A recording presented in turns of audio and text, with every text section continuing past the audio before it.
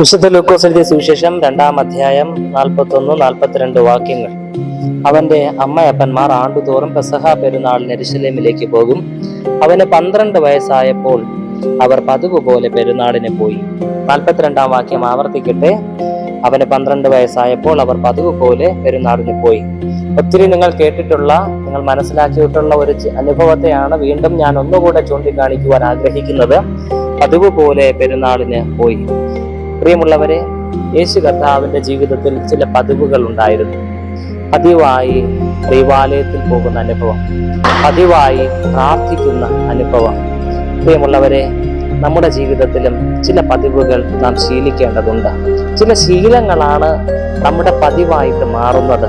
ഉദാഹരണം, ഒരു കുഞ്ഞിന് പല്ലൊക്കെ മുളച്ച് ഒന്ന് ബ്രഷ് ചെയ്യിപ്പിക്കാൻ കണക്കിനുള്ള ഒരു പ്രായം എത്തുമ്പോൾ തീർച്ചയായിട്ടും അപ്പനമ്മമാര് കുഞ്ഞിനെ ശീലിപ്പിക്കുന്ന ഒരു കാര്യമാണ് ബ്രഷ് ചെയ്യുക, പല്ല് തേപ്പിക്കുക എന്നുള്ളത്. അത് ആ കുഞ്ഞ് ചെറുപ്രായത്തിലെ ശീലിച്ചു തുടങ്ങിയത് കൊണ്ട് അവളുടെ ജീവിതത്തിൽ അത് ഒരു ശീലമായി മാറുന്നുണ്ട്. അതൊരു പതിവായി മാറുന്നുണ്ട്. തെറ്റിക്കുന്നില്ല. അങ്ങനെയെങ്കിൽ ദൈവവുമായുള്ള ബന്ധത്തിൽ നാം ഒന്ന് ചിന്തിച്ചു നോക്കിയേ. ദൈവവുമായുള്ള ബന്ധം നിലനിർത്തുന്നതിന് വേണ്ടി ചില ശീലങ്ങൾ ആവശ്യമുണ്ട്, ചില പതിവുകൾ ആവശ്യമുണ്ട്. തീർച്ചയായും 3 കാര്യങ്ങൾ ഞാൻ അതിനോട് കൂട്ടിച്ചേർക്കുവാനായിട്ട് ആഗ്രഹിക്കുന്നു. ഒന്ന്, പ്രാർത്ഥന തന്നെയാണ്. ദൈവത്തെയും നമ്മയും തമ്മിൽ കണക്ട് ചെയ്ത് നിർത്തുന്ന ആ ഒരു കണക്ഷനാണ് പ്രാർത്ഥന. ഈ കണക്ഷൻ അത് നഷ്ടപ്പെട്ടാൽ ബന്ധം വിച്ഛേദിക്കപ്പെടുകയാണ്. നമ്മളെല്ലാം സ്മാർട്ട് ഫോണൊക്കെ ഉപയോഗിക്കുന്നവരല്ലേ. നമ്മുടെ കരങ്ങളിൽ നിന്ന് മറ്റൊരാൾക്ക് ഡാറ്റ ലഭിക്കുന്നതിന് വേണ്ടി ഹോട്ട്സ്പോട്ട് ഓണാക്കി വൈഫൈയിലൂടെ കണക്ഷൻ ലഭ്യമാകുന്നുണ്ട്. ഒരു പെട്ടെന്നൊരു അവസരത്തിൽ നമ്മളതൊന്ന് ഓഫാക്കുകയോ അല്ലെങ്കിൽ അതിനെ ഹോട്ട്സ്പോട്ട് വൈഫൈ കണക്ഷൻ കട്ട് ചെയ്യുകയോ ചെയ്യുമ്പോൾ കിട്ടാതാകുന്ന ഒരു അനുഭവമുണ്ട്. ബന്ധം വിച്ഛേദിക്കലാണ്. ഇലക്ട്രിസിറ്റി സംബന്ധിച്ച് നമുക്ക് ഈ ഉദാഹരണം മനസ്സിലാക്കാം.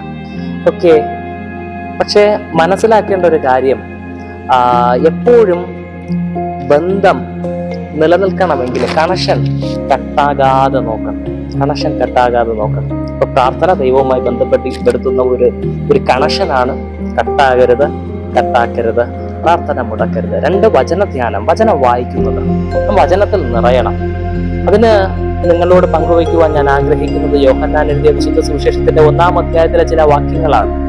അതിൽ വചനമുണ്ടായിരുന്നു, വചനം ദൈവമായിരുന്നു, വചനം ദൈവത്തോടു കൂടെയായിരുന്നു, ആ വചനം ജഡമായി ഭൂമിയിലേക്ക് വന്നു. അത് ക്രിസ്തുവാണ്. പ്രിയമുള്ളവരെ, വചനം ധ്യാനിക്കും തോറും നാം അടുക്കുന്നത് ക്രിസ്തുവിനോട് കൂടെയാണ്, നമ്മിൽ നിറയുന്നത് ക്രിസ്തുവാണ്.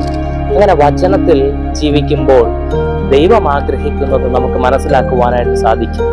നമ്മള് സാധാരണ പ്രാർത്ഥിക്കാറുള്ള കർത്താവിന്റെ പ്രാർത്ഥനയിൽ ഇങ്ങനെ പ്രാർത്ഥിക്കും: നിന്റെ ഇഷ്ടം സ്വർഗത്തിലെ പോലെ ഭൂമിയിലും ആകണമേ. ദൈവത്തിന്റെ ഇഷ്ടം സ്വർഗത്തിൽ എന്താണോ അത് അതുപോലെ ഭൂമിയിലും ആകട്ടെ എന്ന് നാം പ്രാർത്ഥിക്കുമ്പോൾ ദൈവ ഇഷ്ടം എന്താണെന്ന് നാം തിരിച്ചറിയണമല്ലോ. അതിന് നമ്മെ സഹായിക്കുന്ന ദൈവത്തിന്റെ വചനമാണ്.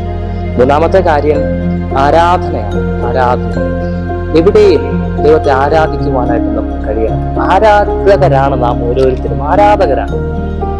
അത് ഈ ഭൗമിക ലോകത്തിലെ സെലിബ്രിറ്റികളെയോ അല്ലെങ്കിൽ പ്രസ്ഥാനങ്ങളെയോ വ്യക്തിത്വങ്ങളെയോ അല്ല നാം ആരാധിക്കേണ്ടത്. അവരുടെ ആരാധകരാകേണ്ടവരല്ല നാം ദൈവമക്കളാണ്. ദൈവത്തെയാണ് ആരാധിക്കേണ്ടത്. ആരാധന ദൈവം ഇറങ്ങി വരുന്നതിനുള്ള ഒരു ഉപാധിയാണ്. സങ്കീർത്തനത്തിൽ ഇപ്രകാരം രേഖപ്പെടുത്തിയിട്ടുണ്ട്: ഇസ്രായേലിന്റെ സ്തുതികളുടെ മേൽ അധിവസിക്കുന്ന ദൈവം പരിശുദ്ധനാകുന്നുവെന്ന്. കർത്താവ് സ്തുതികളുടെ മേലാണ് അധിവസിക്കുന്നത്. പ്രത്യേകിച്ച് പറയുന്നു, ഇസ്രായേലിന്റെ സ്തുതികളുടെ മേൽ. ഞാനും നിങ്ങളും സ്തുതിച്ചു തുടങ്ങിയാൽ, ആരാധിച്ചു തുടങ്ങിയാൽ ആ സ്തുതിയുടെ മേൽ കർത്താവ് ഇറങ്ങി വരും എന്നുള്ളതിൽ യാതൊരു സംശയവും. തിരുവെഴുത്ത് നിങ്ങൾ ഉൽപ്പത്തി മുതൽ വെളിപാട് വരെ പഠിച്ചു നോക്കൂ, വായിച്ചു നോക്കൂ, ധ്യാനിച്ചു നോക്കൂ. ആരാധകരുടെ ഇടയിലേക്ക് സർവശക്തനായ ദൈവം തീർച്ചയായും ഇറങ്ങി വരുന്നു. അങ്ങനെയെങ്കിൽ ഈ 3 കാര്യങ്ങൾ നമുക്ക് പതിവാക്കി മുമ്പോട്ട് ജീവിതങ്ങളെ നയിക്കാം. അത് പ്രാർത്ഥന, വചനധ്യാനം, ആരാധന. ദൈവം നമ്മെ സഹായിക്കട്ടെ. ആമേൻ.